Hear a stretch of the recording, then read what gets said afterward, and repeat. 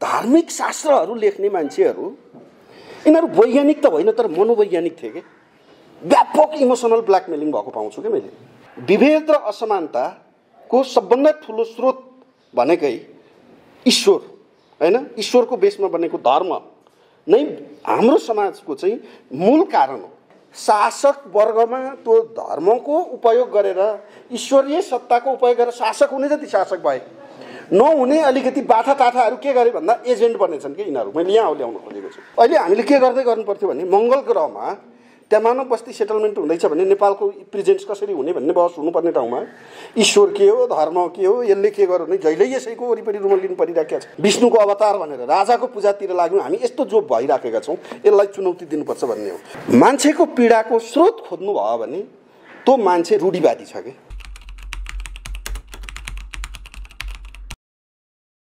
अब यहाँ विशेष गरेर आज मैले देखिरहेको छु यो विषयमा धेरै जानकार साथीहरू यो हलमा उपस्थित छौँ हामी र एउटा अन्तर्क्रिया गरौँ भन्ने ढङ्गबाट र विशेष गरेर मेरो यो अहिले भर्खरै आएको एन्टिथेसिस पुस्तक यसको दोस्रो संस्करण आछ मैले भौतिकवादी समाजले अहिले जे कुरा उठाइराखेको छ यसैको वरिपरि नै यो पुस्तक केन्द्रित भए हिसाबले गर्दा सायद मलाई पनि उहाँहरूले इन्भाइट गरेको हुनुपर्छ भन्ने मलाई लाग्छ र यो अवसरको लागि फेरि पनि धन्यवाद नास्तिक दिवसको शुभकामना ईश्वरले मान्छे बनायो कि मान्छेले ईश्वर भनेपछि यो विषयमा सायद आयोजकको बिचमा पनि अनि हामीहरूले सामाजिक सञ्जालमा विषय राख्दै गर्दाखेरि पनि मान्छेहरूको प्रतिक्रिया थियो यहाँ हाम्रै साथीहरू बिचमा पनि होइन यो विषय त अलरेडी सल्टिसक्यो चाहिँ अहिले यसमा किन बहस गर्नु पर्यो भन्ने खालको पनि थियो र त्यो मान्छेहरूको प्रतिक्रिया हेर्दा पनि यो विषय कति जरुरी छ छैन कतिले चाहिँ फेरि धेरै जसोले चाहिँ एकदम राम्रो विषय भने कतिपयले चाहिँ होइन यो विषय जरुरी हो कि होइन भन्ने खालको पनि कुराहरू आएको थियो तर यो विषय किन जरुरी हो भन्ने मलाई लाग्छ भनेदेखि हामी जुन नेपालको सापेक्षतामा अहिले बहस गरिराखेका छौँ नेपाल जस्ता लिस्ट डेभलप कन्ट्रीहरू जति पनि छन् अहिले विश्वमा र देशलाई जुन ढङ्गले गरिब बनाइएको छ या बनेको छ यसको केन्द्रमा नै ईश्वरीय सत्ता छ भन्ने चाहिँ मेरो निष्कर्ष छ त्यस कारणले गर्दा यो बहस जरुरी छ भन्ने मलाई लाग्छ मेरो अध्ययन अनुसार करिब 10,000 वर्ष पहिले मान्छेले ईश्वरको रचना गर्यो करिब 10,000 वर्ष पहिले मान्छेले ईश्वरको रचना गर्यो ईश्वरको रचनाको पृष्ठभूमिमा हामीले कुरा गर्दाखेरि मान्छे त स्वभावैले जिज्ञासु स्वभावको हुने भयो हरेक चिजहरू देख्छ हरेक चिजहरू चाहिँ दृश्यावलोकन हुन्छ मान्छेसँग अब मान्छेले त्यो गर्दै गर्दाखेरि जवाफ जे चिजको पाएन या जवाफ खोज्ने क्रममै त्यसले एउटा ईश्वरको रचना गरो भन्ने ढङ्गबाट मेरो अध्ययन अगाडि बढेको छ मैले यो कुरा गरेँ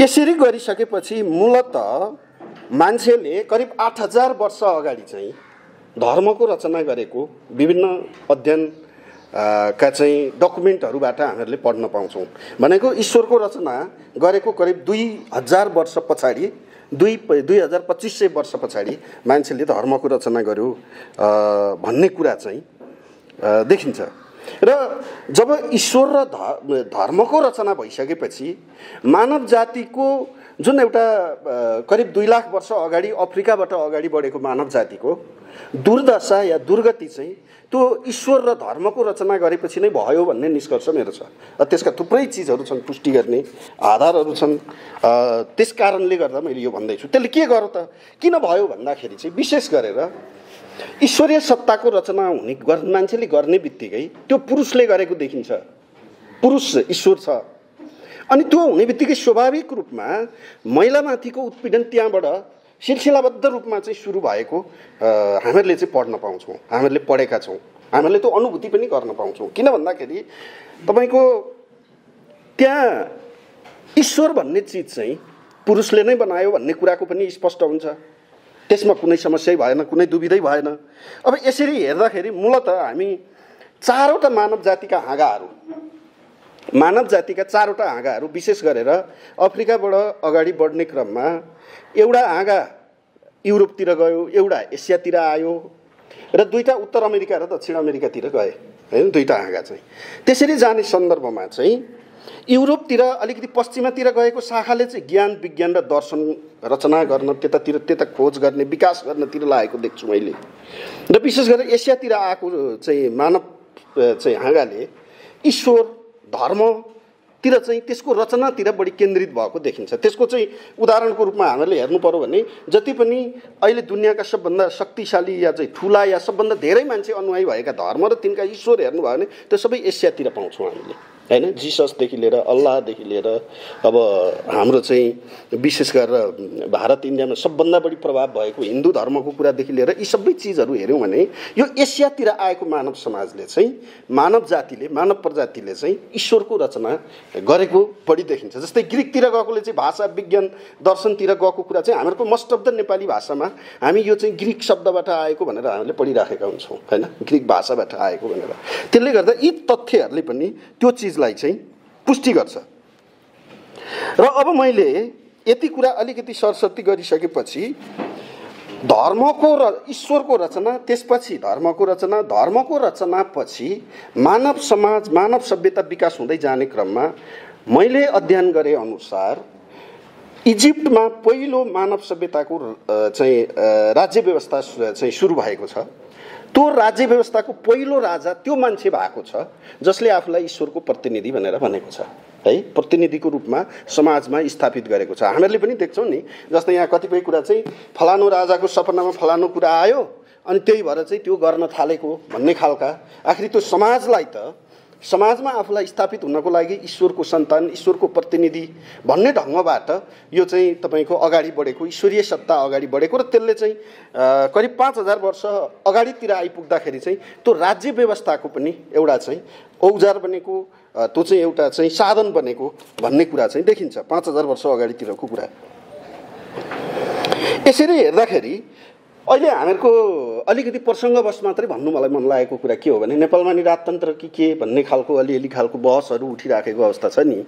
यो राजतन्त्र भन्ने जो संस्था बन्यो यो बन्न नै गलत भाष्यको आधारमा बनेको छ। अर्थात् ईश्वरको प्रतिनिधिको रूपमा हामीहरूले पनि नेपालको राजालाई पूर्व राजाहरूलाई चाहिँ विष्णुका अवतार भनेर त्यो लिगेसीसँग हामीहरूले जोडेका छौँ। त्यसकारण यो बन्दैखेरि गलत भाष्यको आधारमा बनेको छ। त्यसकारण पनि यो बहस गर्न लायक अझ आजको समयमा आएर, हिजोको समयमा त त्यो एउटा अवस्था थियो होला, तर आजको समयमा आएर चाहिँ राजतन्त्र भनेको बहस समेत गर्न लायक विषय होइन भन्ने चाहिँ मेरो मत छ नेपालको हकमा कुरा गर्दाखेरि। अब यसरी ईश्वर र धर्मको रचना यहाँसम्म मात्रै आएँ, मैले अलिकति छोट्याएँ।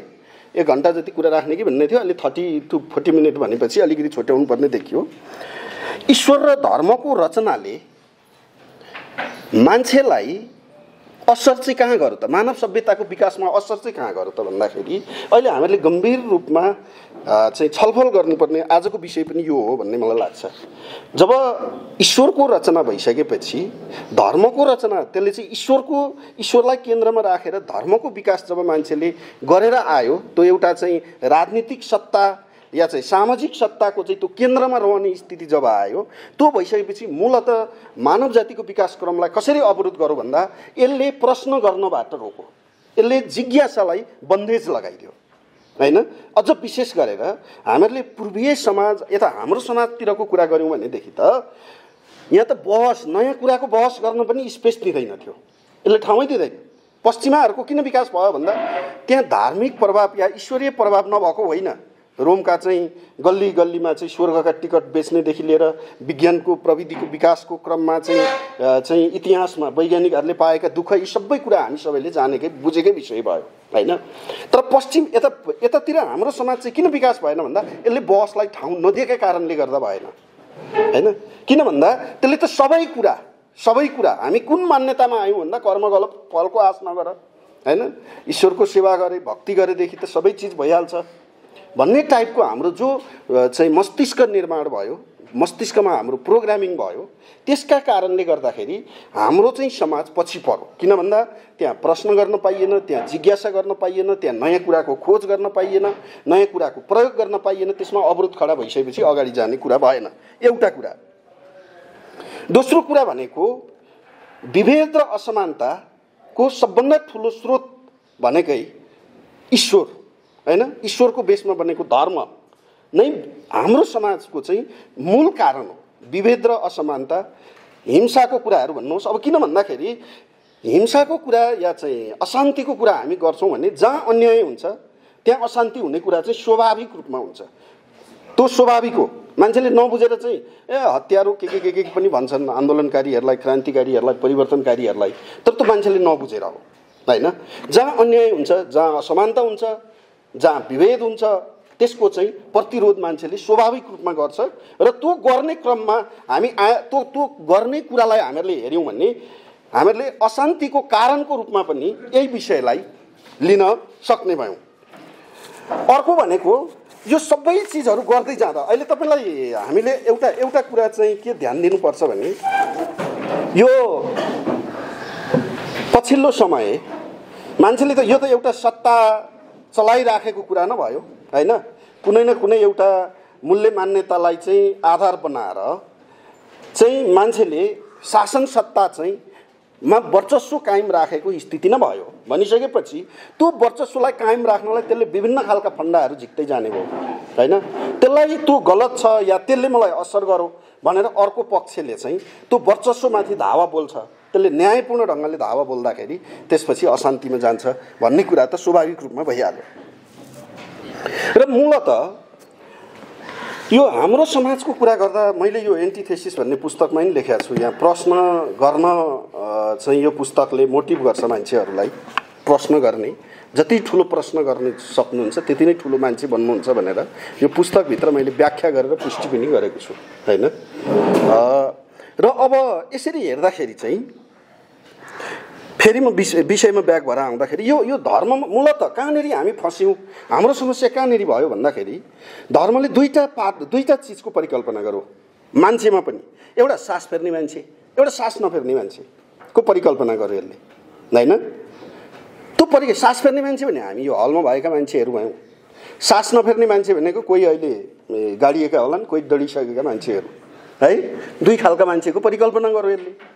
यसैको वरिपरि फसे के मान्छे चाहिँ, यसैको वरिपरि फसाइ। र मैले मेरो पुस्तकमा के भनेको छु भने यो धार्मिक शास्त्रहरू लेख्ने मान्छेहरू यिनीहरू वैज्ञानिक त होइन तर मनोवैज्ञानिक थिए के।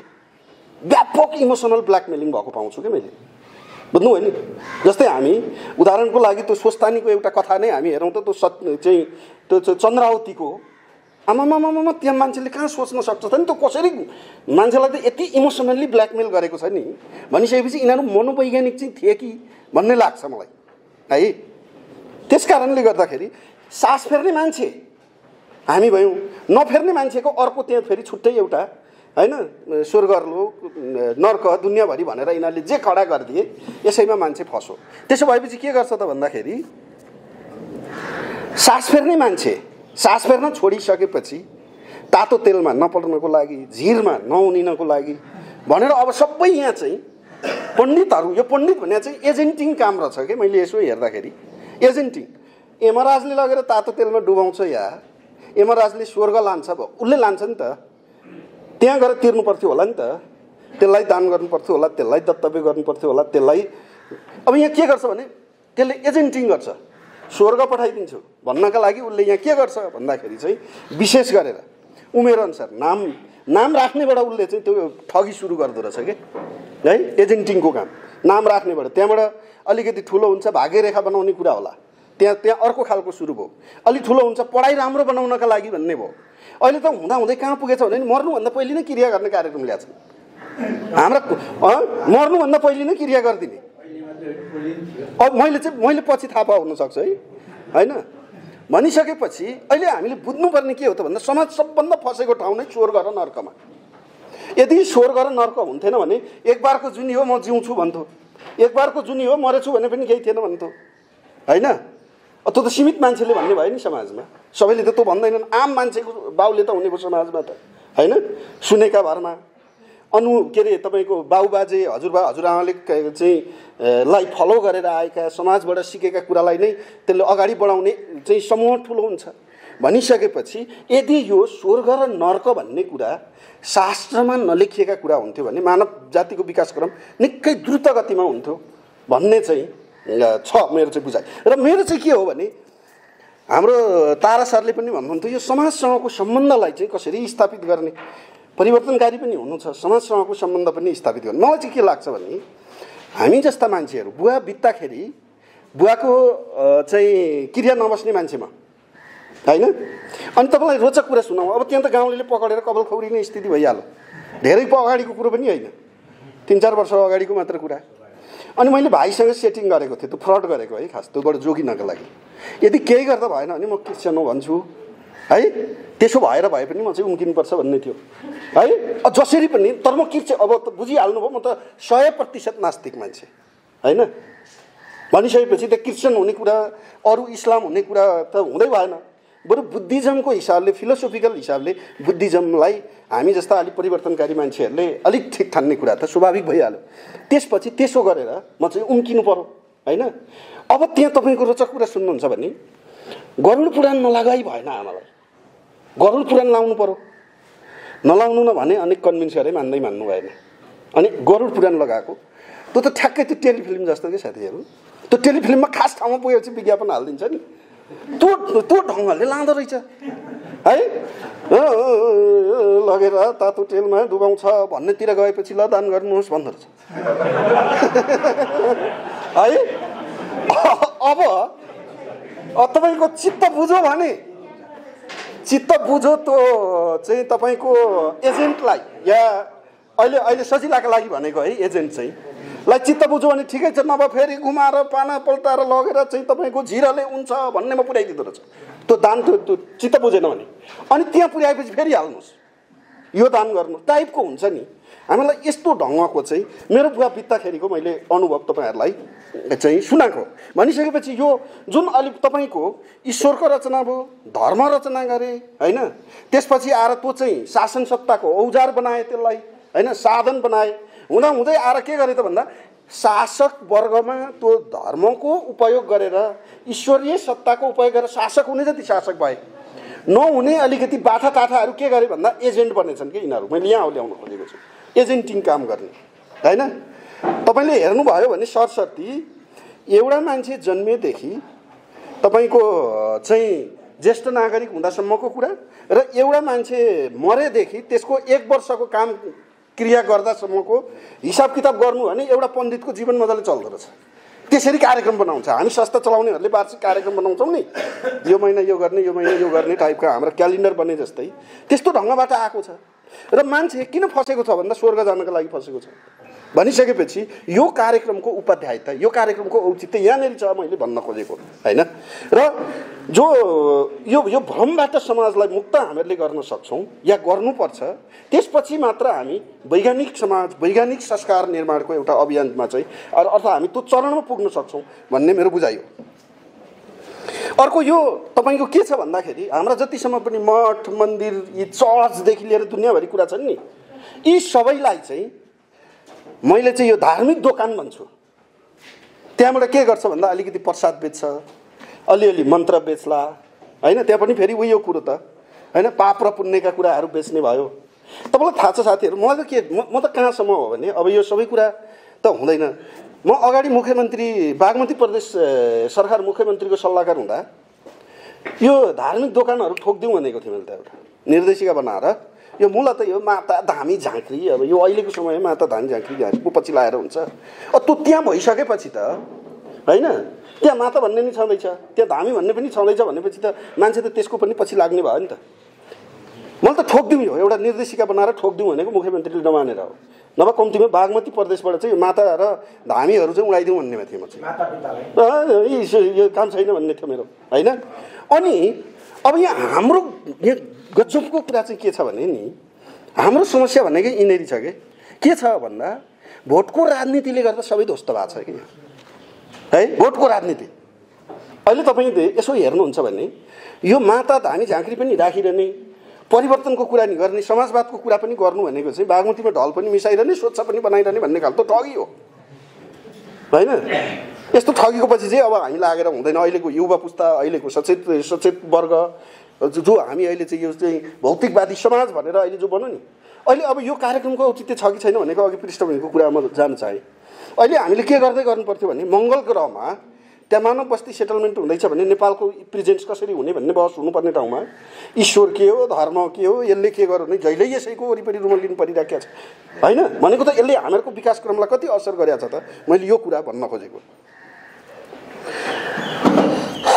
र यति मात्रै होइन, हामीले अहिले विशेष गरेर मेरो यो अध्ययनमा र मेरो आफ्नो भनाइहरूमा मैले के चिज अगाडि सार्ने गरेको छु भने कम्तीमा पनि ईश्वर र धर्मको रचना मानव जातिले मानवले त्यो नगरेको थियो भनेदेखि कम्तीमा पनि हामी 5000 वर्ष अगाडि त हुन्थ्यो आजको मानव समाज भन्ने मलाई लाग्छ कि। त्यसको पछाडिको लजिक के हो भन्दाखेरि जुन एउटा वंश परम्परामा ईश्वरको प्रतिनिधि चाहिँ शासक हुने खालको जो हाम्रो शासन व्यवस्था रह्यो त्यति बेला लोकतन्त्रको अभ्यास हुन्थ्यो कि। आफ्नो प्रतिनिधि आफै चुन्ने खालको स्थिति पनि बन्थ्यो त्यहाँ होइन, बन्थ्यो नि त त्यो थिएन भनेदेखि त होइन। मानव अधिकारको कुरा त्यति बेलै हुन्थ्यो, वैज्ञानिक खोज अनुसन्धानको कुरा हजारौँ वर्ष अगाडि हुन्थ्यो होइन, त्यति बेला हुनेवालै थियो। मान्छे त अल्मल्यो नि त, यो सबैको जवाफ ट्युबलाइट बलेको, यो बिल्डिङ बनेको, यो बोलेका लेखेका यी सबै कुराको उत्तर चाहिँ ईश्वर भन्ने पाइसकेपछि के भयो भन्दाखेरि मान्छेको चेतना चाहिँ बन्धक बन्यो क्या होइन।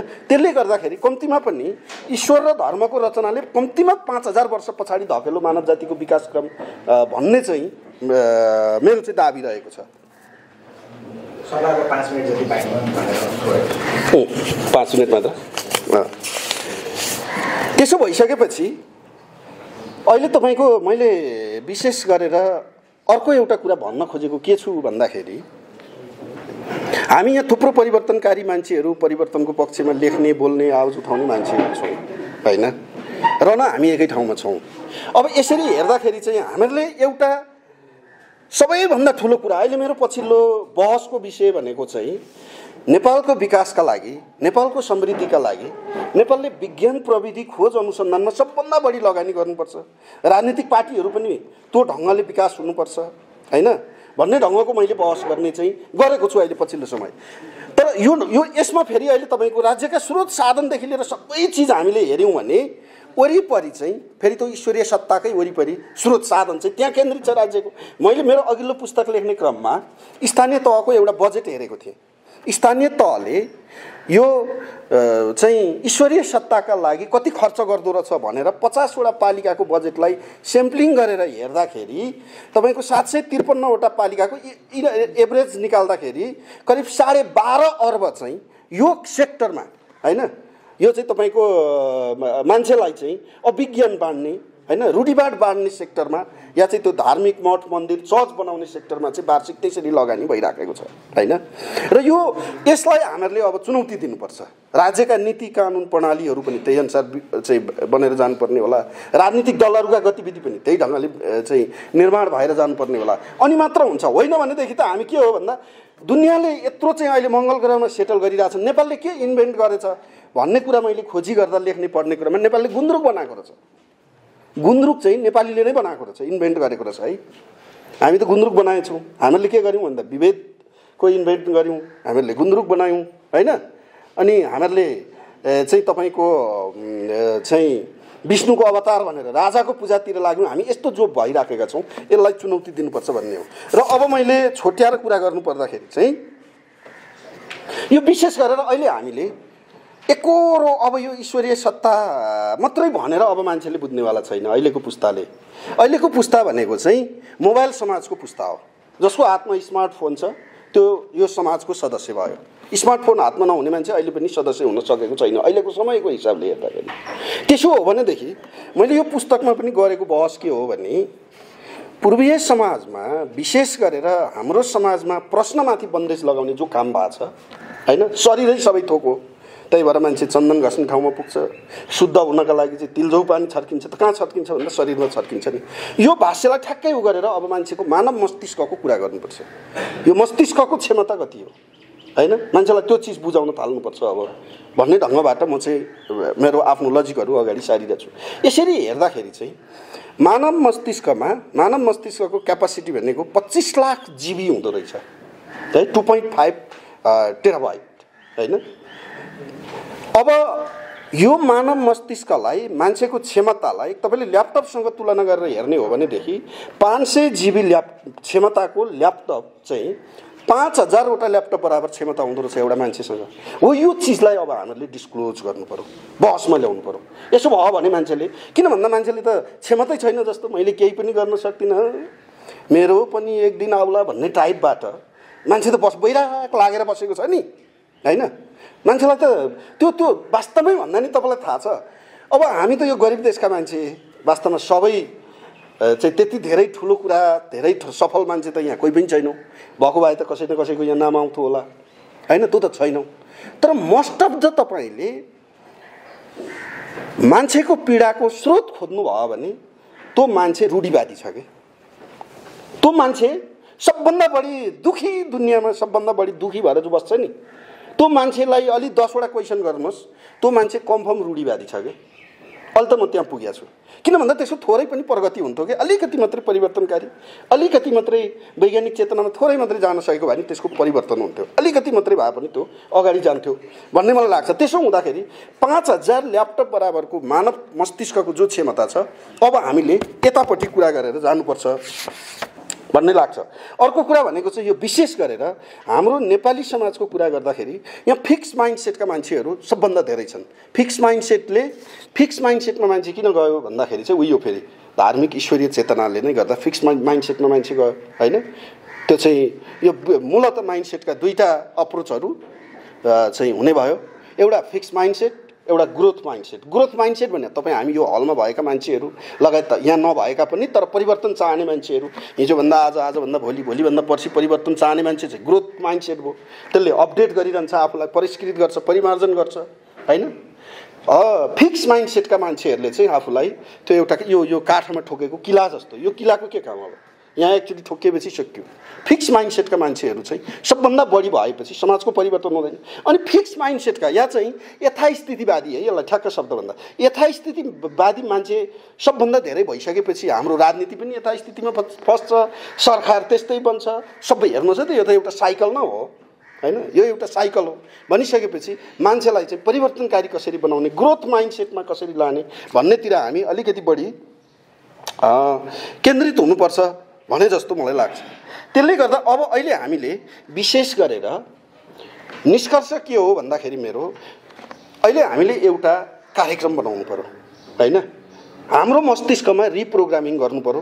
हामी अभियन्ताहरूको, हामी बोल्नेहरूको, हामी लेख्नेहरूको, हैन? मस्तिष्कमा के रिप्रोग्रामिङ गर्नु पर्यो भने अबको नेपाललाई विकास र समृद्धिमा लानको लागि एउटा मात्रै कुरा छ, त्यो भनेको वैज्ञानिक संस्कार र समाज निर्माण हो। त्यो भनेको न्यायपूर्ण समाज हो, त्यो भनेको प्रगतिशील समाज हो, हैन?